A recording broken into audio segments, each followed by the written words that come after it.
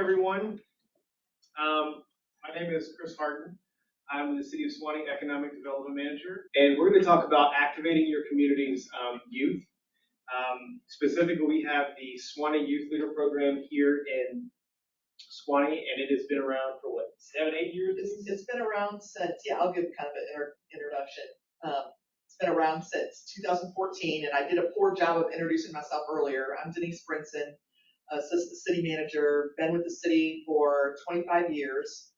And as Chris said, and Jessica and the Main Street program have invited us to come talk to you about our Suwanee Youth Leaders program. And in full disclosure, how a lot of things happen in communities, how there's the story that we share with others about how the Suwanee Youth Leaders got started, and then there's the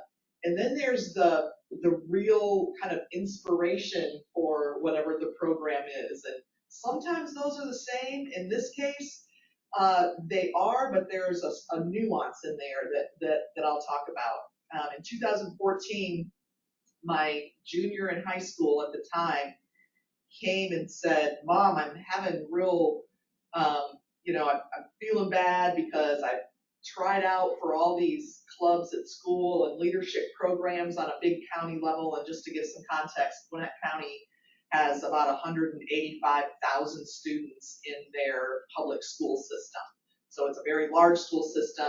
Our high school, just our local high school, is about 3,500 students. So getting in leadership programs can be difficult, for an average high school student. So she was a little disheartened with what she was able to navigate in school. And I said, summer's coming up, and we have interns that we hire. Why don't you look into starting a youth program and pitch it to our city council members? And how we're able to do that is in 2012, we did a strategic plan that one of the line items under the driving principles of citizen engagement is let's encourage youth involvement. And so as part of our strategic plan, it kind of gave us license and a reason to engage youth. So Paige is my daughter's name, got together with another student and spent the summer researching programs around the state, really around the country. And we had 2 models that we looked at, that she looked at when she was doing this. And that was a Gwinnett Student Leadership Program. It's called GSLT. And then also an adult leadership program through Leadership Gwinnett. And so what happened, what you're going to hear later from Chris and Bill Keese, is kind of a formulation of those 2 programs geared toward youth. So that was kind of the inspiration for it. Was part the city did want to encourage youth involvement, and then again a personal story of my daughter and other students wanting to find a way to encourage their leadership voices. So they pitched it to city council, got the support, had a plan, which Chris and Bill Keese will go into in a minute. But the key to really the whole thing was having employees that are passionate about it. And this is probably my number one kind of tip, is before you embark on something like this, make sure whoever is going to administer the program has the chops to pull it off as far as from an organizational standpoint, but also is passionate about students, because students will see right through it if you're not truly engaged and you're just doing it because somebody at City Hall said you need to start this program. I was very fortunate in 2014, while I was passionate about it, I was not of young age to really connect as well as like BQ, who you can't see her sitting next to me, and Chris sitting on the other side of me, has some kind of street cred in that they are closer to their age. Not that that totally matters, I'll say that. But I was very fortunate in 2014, the week that we pitched this to council, I had a new employee that was starting with the city. His name was Adam Edge, and some of you on this call today may know Adam or knew Adam. He was just a super energetic person, loved youth, connected with youth. He unfortunately passed away in March of 2020 of a form of oral cancer, but he was kind of the lifeblood of the program from 2014 for the first 6 years that we did the program, and then we took a pause during COVID. But that third bullet on there is very, very important as you're pulling this together. So that was kind of the start to it. Chris, you want to go to the next slide? So what is Suwanee Youth Leaders? Where we came to the conclusion is we wanted to have a meaningful program to the city, for the city, and also something meaningful for the students, and to form a connection to the local high schools. So we started off opening it up just to 2 of our local high schools. We eventually expanded that to 3 of our local high schools, but it's a city-sponsored 9-month leadership program for high school students, and we're going to get into the meat of what that looks like in a minute. It's open to public, private, and homeschool students who live in those boundaries of those 3 school districts.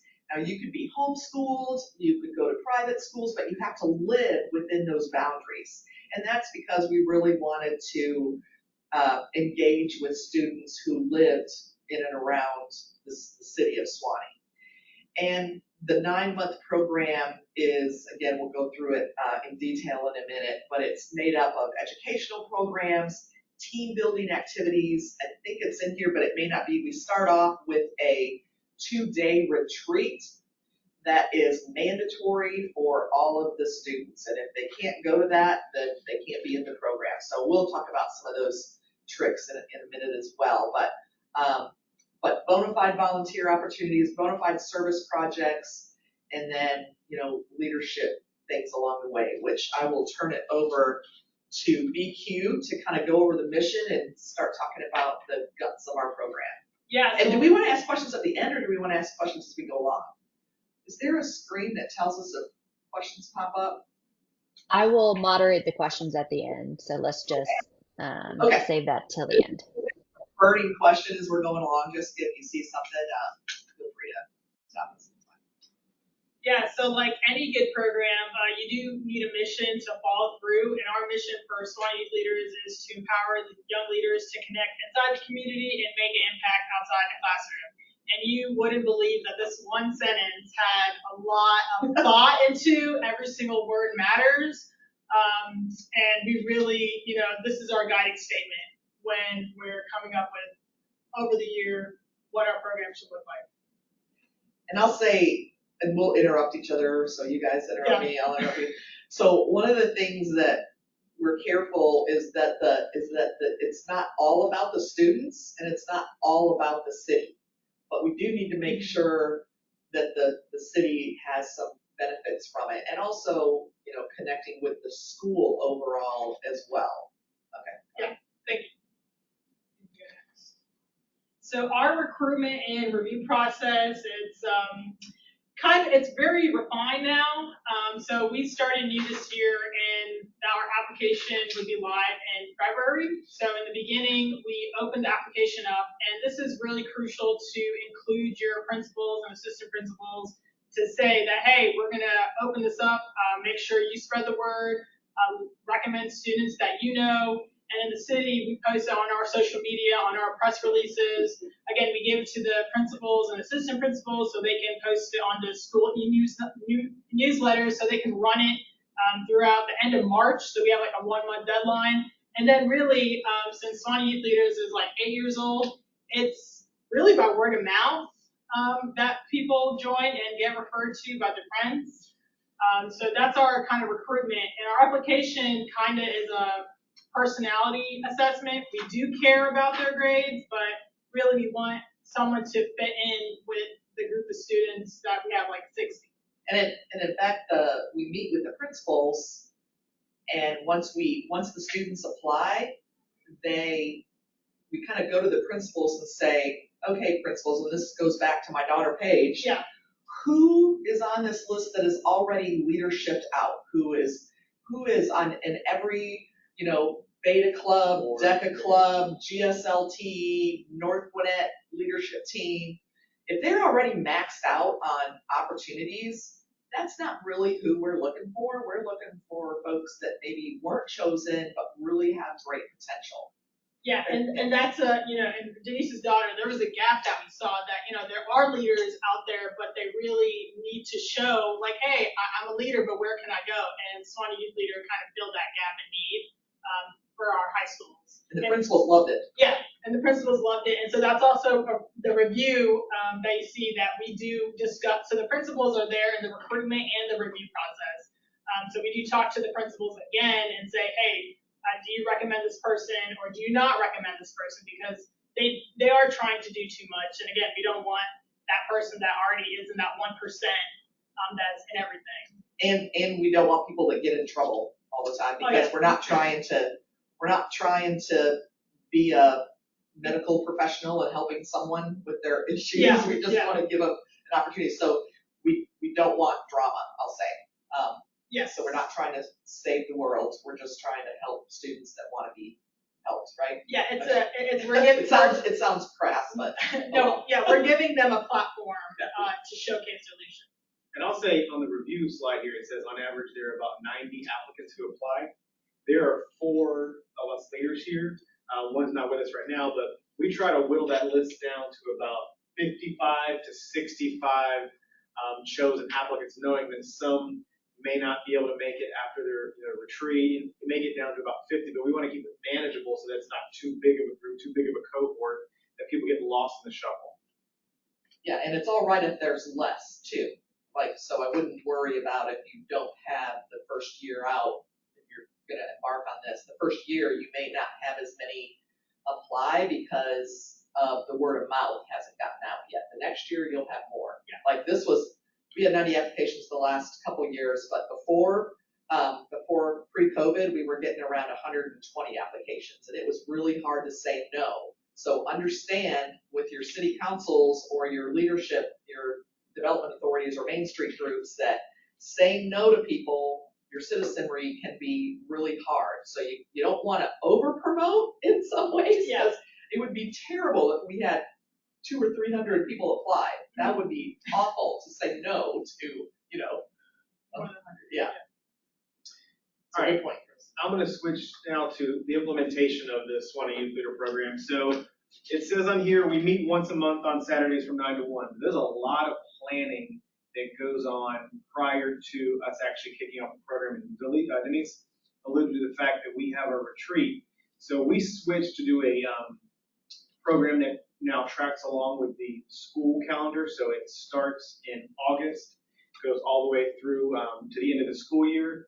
We're actually planning end of the year, getting ready for applications to go live, as BQ said, first part of the calendar year, and then we make selections towards the end of the school year, and then we have a group selected. By the end of the school year, we've got a mixer, and we're already in our planning sessions putting together the agenda, the calendar for the Suwanee Youth Leader Program, probably 6+ months out.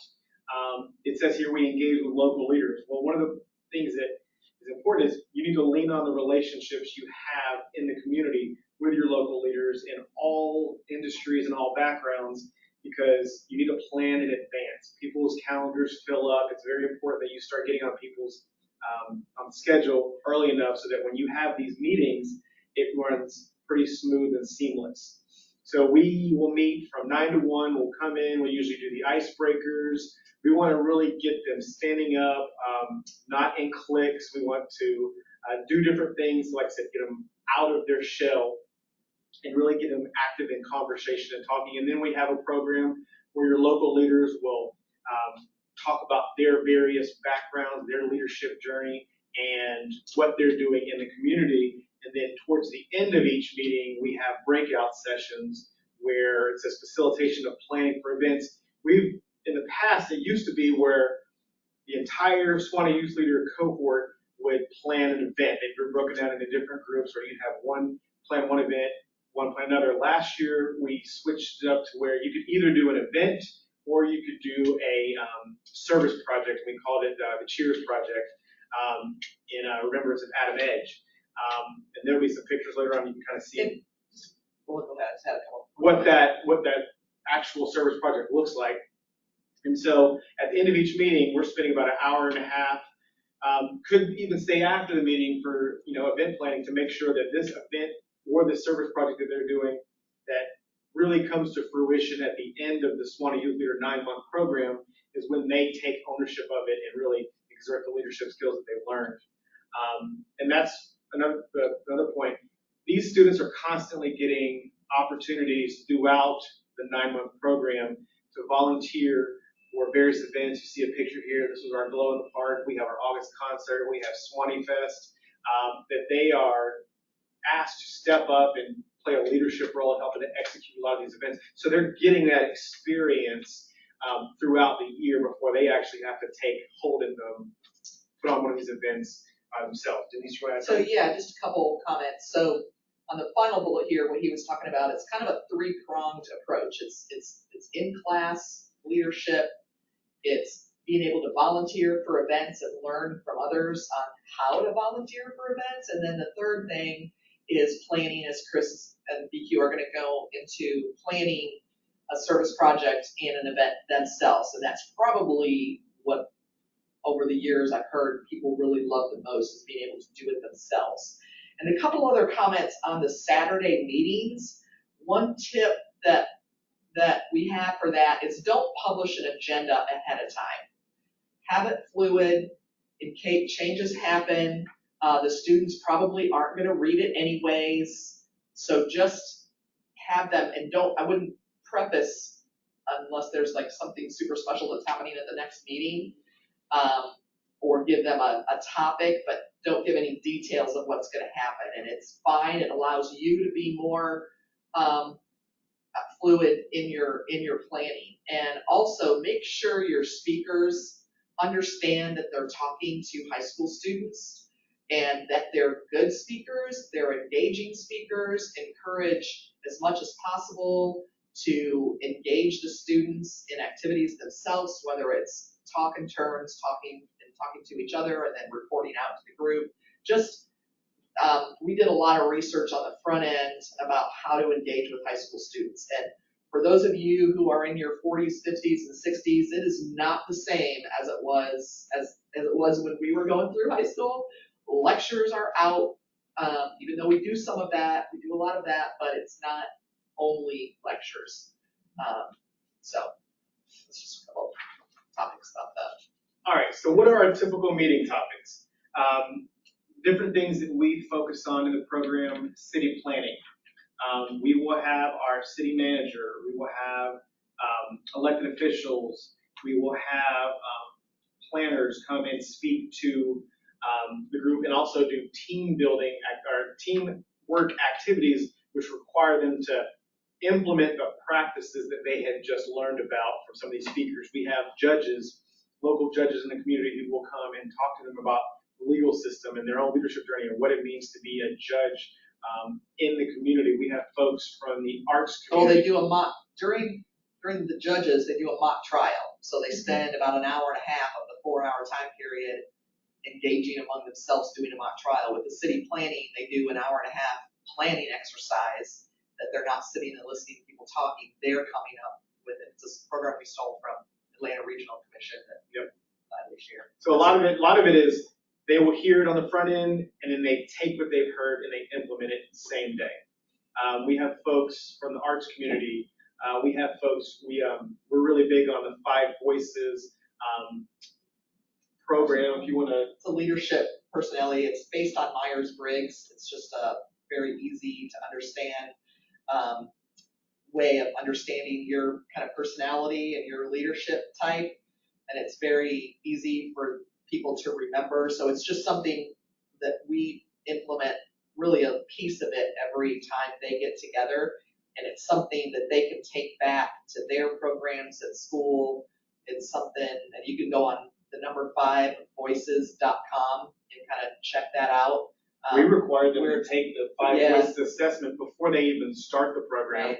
They've been given, their voice, their secondary voice, and then they bring that information to the first, our retreat, and then everything is kind of factored around an understanding of what their voice is, understanding what that voice is, and how that interacts with all the other 5 voices. Right, and it's weaved into the program throughout the time, so it's really a lifelong skill, should they choose to embrace it, that they learn about themselves. It's kind of a self-evaluation tool that they learn about themselves, self-awareness, and then how they project to others. So some students, and every student, all 60 students that go through this program, some of them are really going to be attached to the 5 voices. Some are really going to be impacted by the mock trial and learn about how not to get in trouble.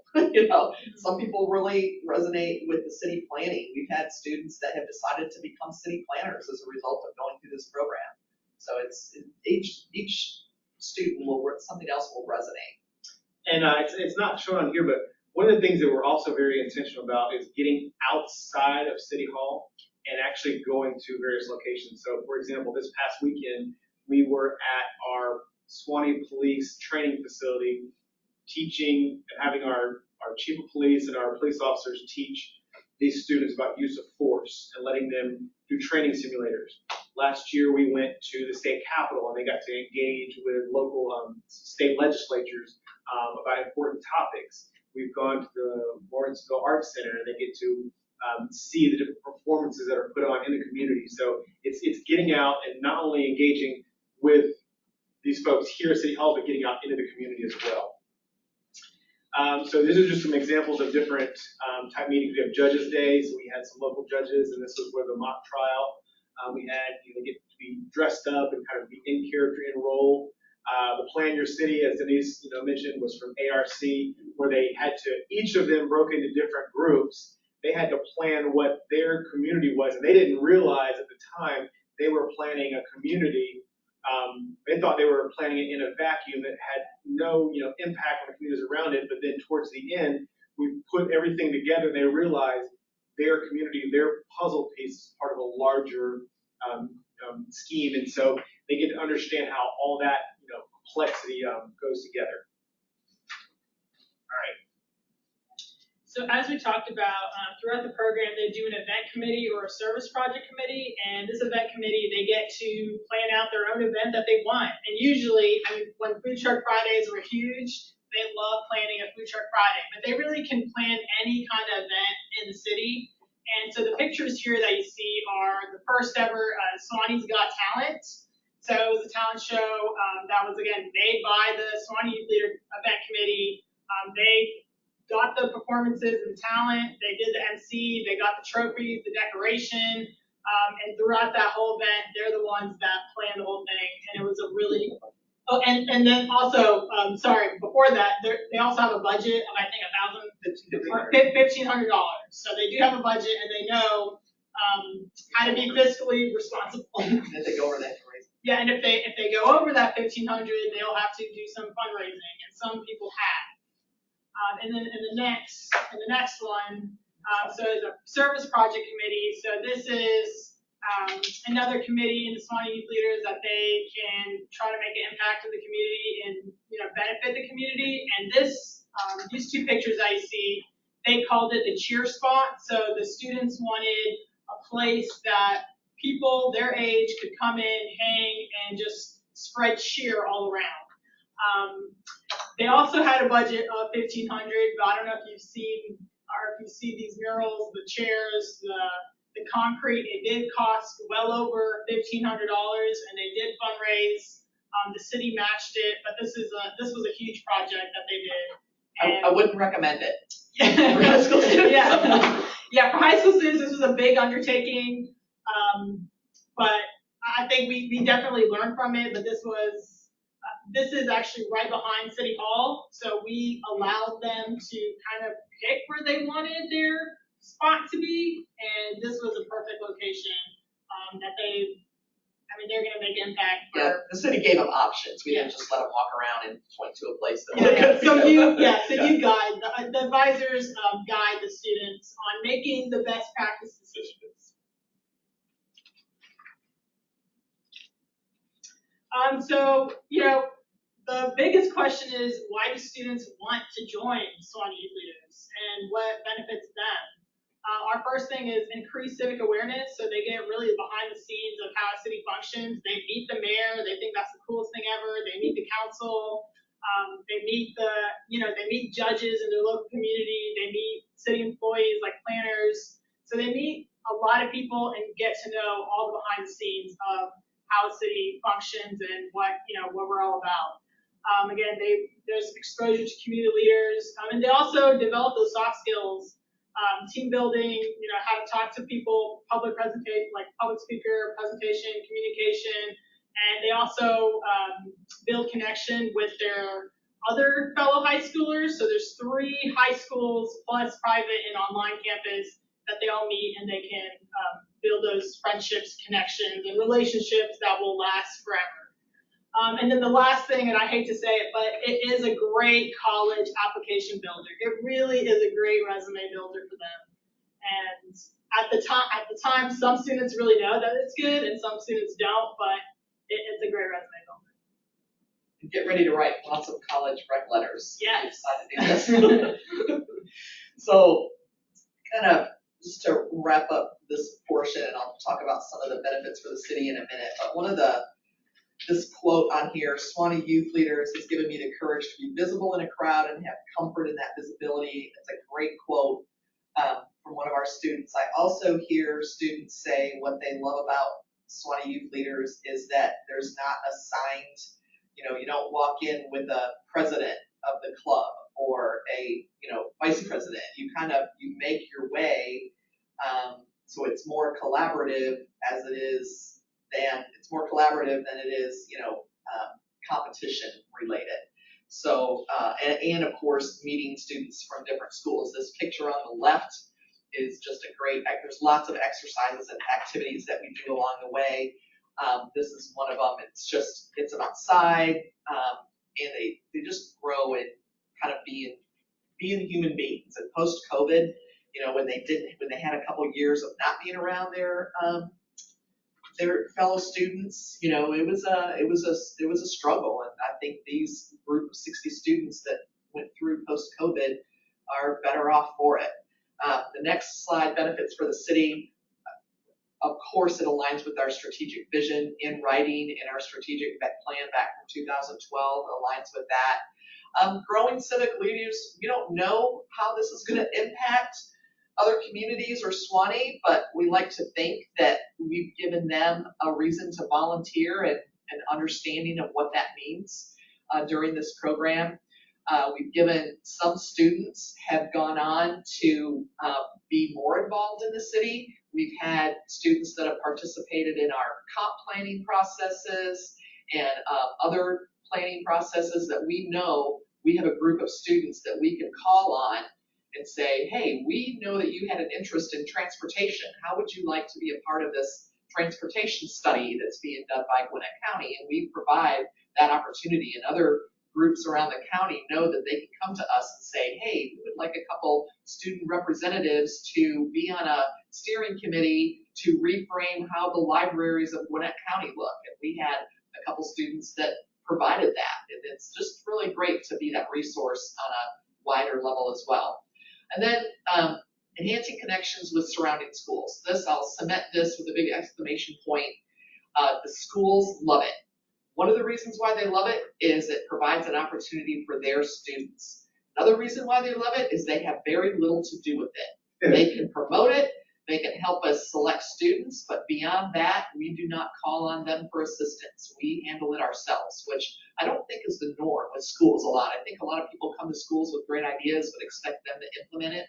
This was the polar opposite. We do it ourselves with their guidance on who the class represents. And then strengthening community connections and identity. People love to come speak to this group. We're very selective on who we have, but it gives an opportunity for us to connect with other leaders in the community. And then a volunteer source. Some parents I had one parent, a very snarky parent, say, oh gosh, you just want to have this group of students so that they can volunteer at your events.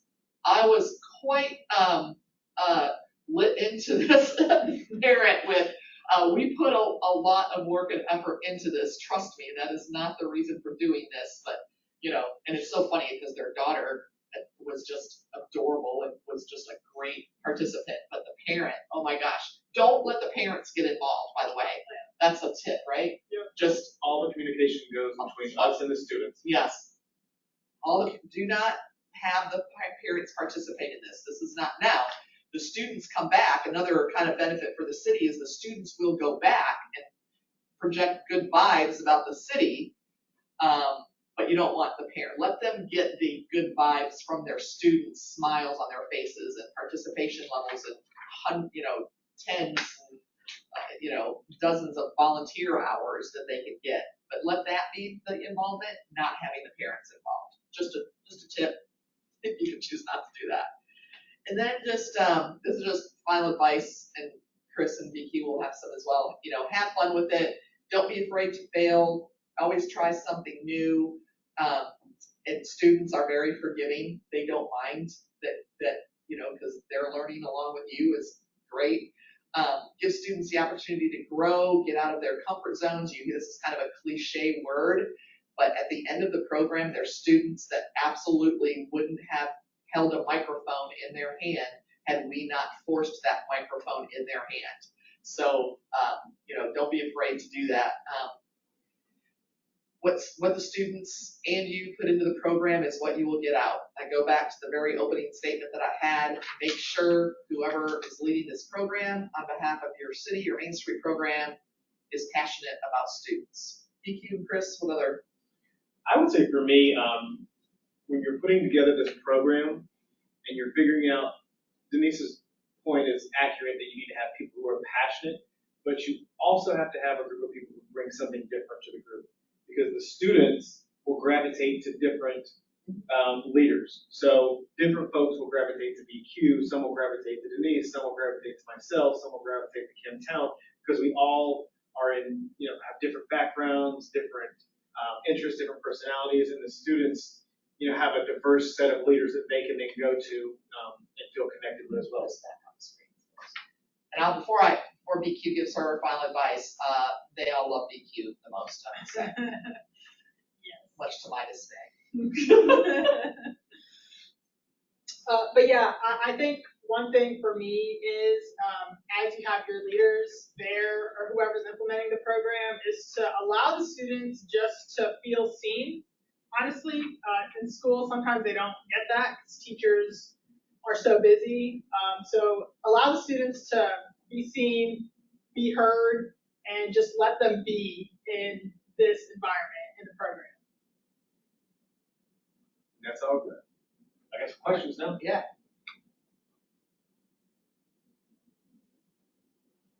All right. If you guys have any questions for Team Suwanee, you can throw them in. If you are on your screen, usually up around the top, there's a little box with a little question mark, and you can check on that. So Kate just wanted to recap how many students you accept each year, and is there any kind of like pay to play aspect for them? Yeah, so we get about 50 to 60 students. Again, it's really hard saying no to people, so we try to cap it at 60, like that's our maximum. And then what should actually have been here is they do pay a $100 fee, and we don't.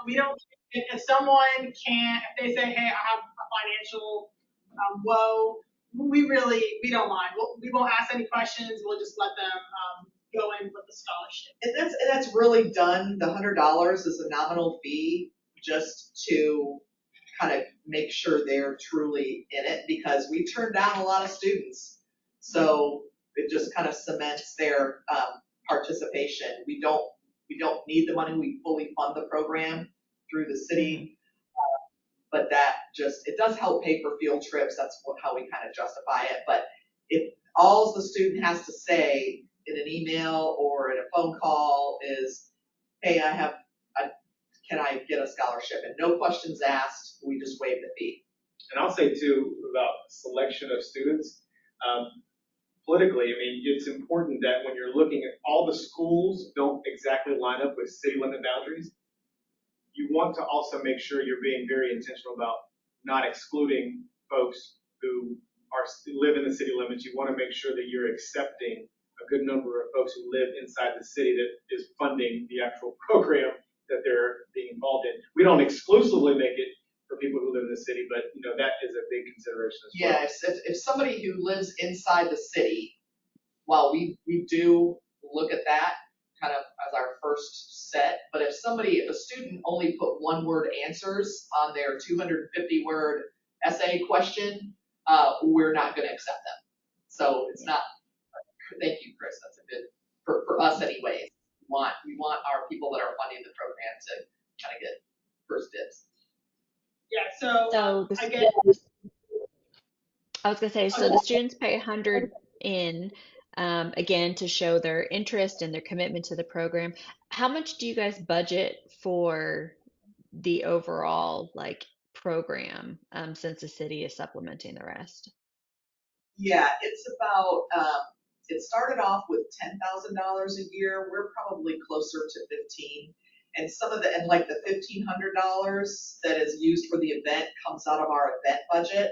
So Okay. all in, you're probably looking at 15 to 20,000 just a swag, looking at everything. We also partner with our local Kiwanis Club that gives $1,500 to the service project.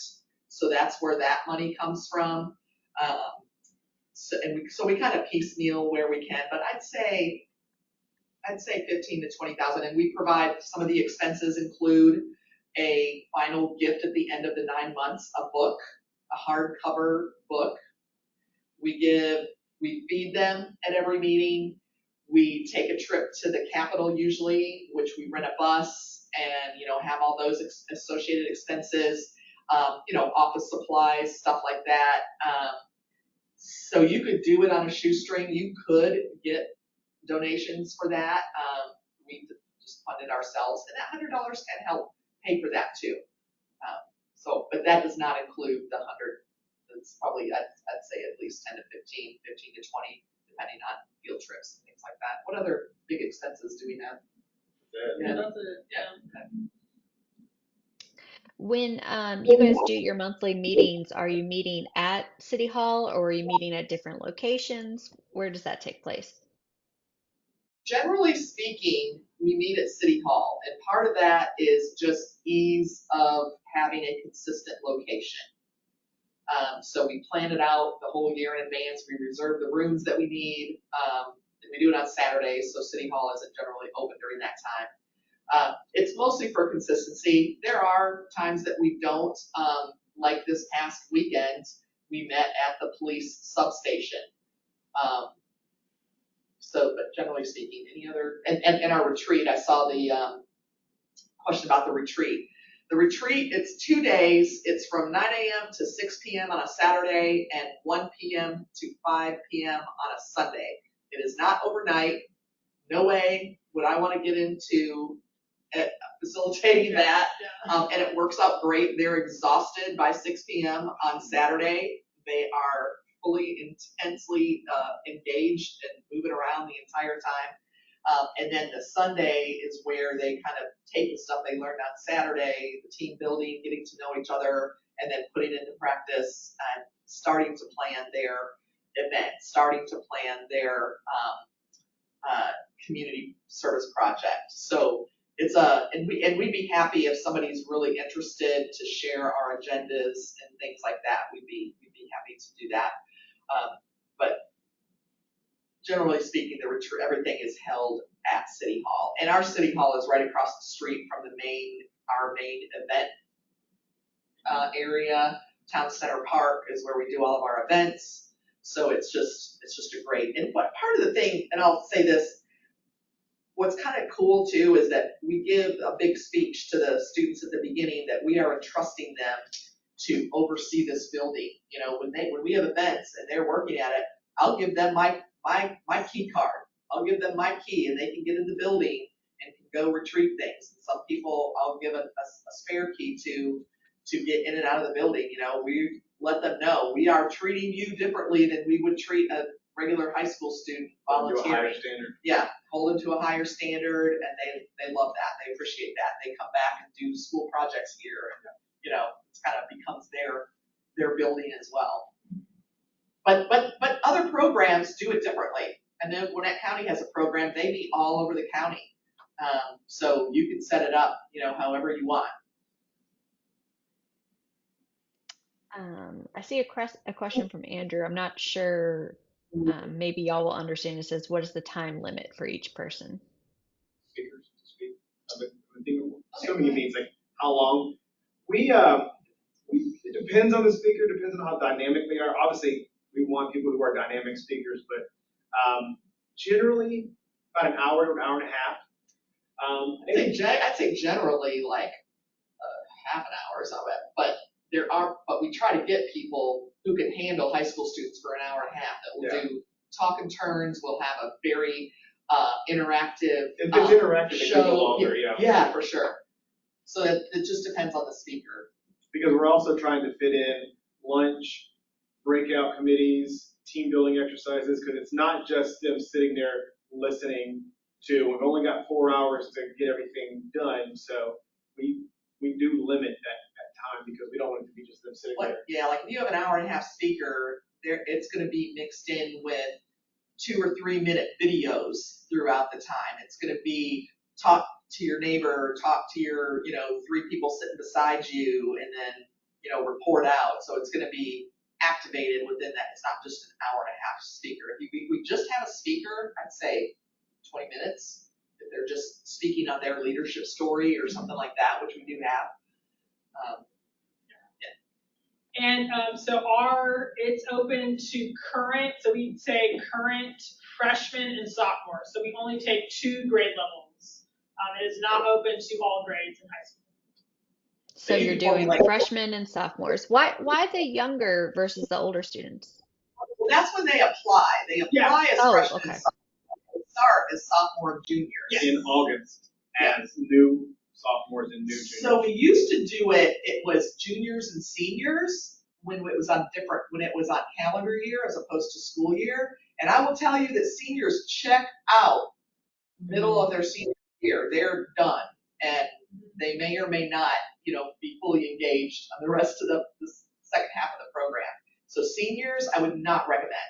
And they're not as engaged in the volunteer aspects. Sophomores and juniors, they need those volunteer hours and want to be engaged. And again, we're not doing it for the volunteer hours, but it really helps them to. And we had a long discussion after last year's program, because it had been calendar year. You start, in the wintertime, spring, but what we found was a lot of people during the summer months dropped off. They go on vacation, they're not present because they're not going to school, so that your attendance goes way down. So we switched it to where they now start in August and go through the school year, and we feel like, at least so far, it's been pretty good. We had quite a big turnout at our last meeting at the police training center. We had like 40 students there. So whereas last year we only had maybe 8 or 10 during the summer. That's a good point. So Chris just said about 40 students came on Saturday. Our class is about 55 right now. Except for the retreat, most meetings are around 40. So you're not going to be inundated with all 55 students every meeting. There's SAT tests, ACT tests, sporting things that will take them away from SYL. But they know all the dates in advance, so hopefully they're planning around it, but it doesn't always happen.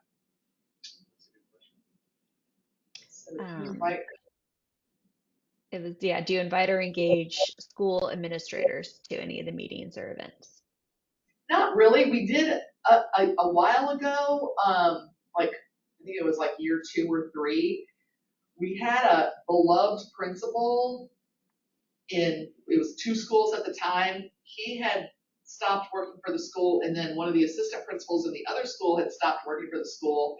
And there was just we could tell the students were just anxious about it. So we had those past principals come and talk to the students. It turned out they all were crying and telling how much it was like a love fest between the principals and students. It was really cool. But generally speaking, no.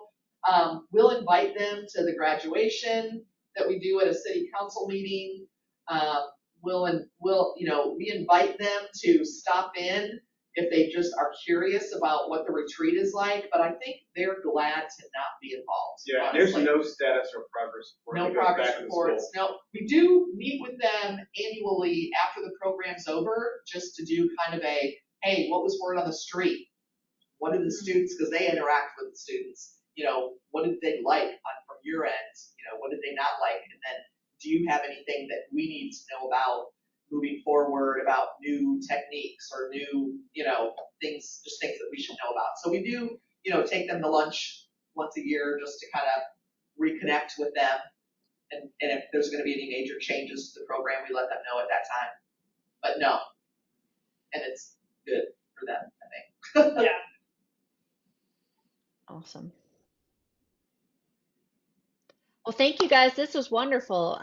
I've been on the outside watching y'all do this over the years, and I know how passionate Adam was about this program. I think you're right. Finding the right city staff members to be engaged with it is a huge component of it, and I'm just so happy that we've had the opportunity to be able to share it with our folks.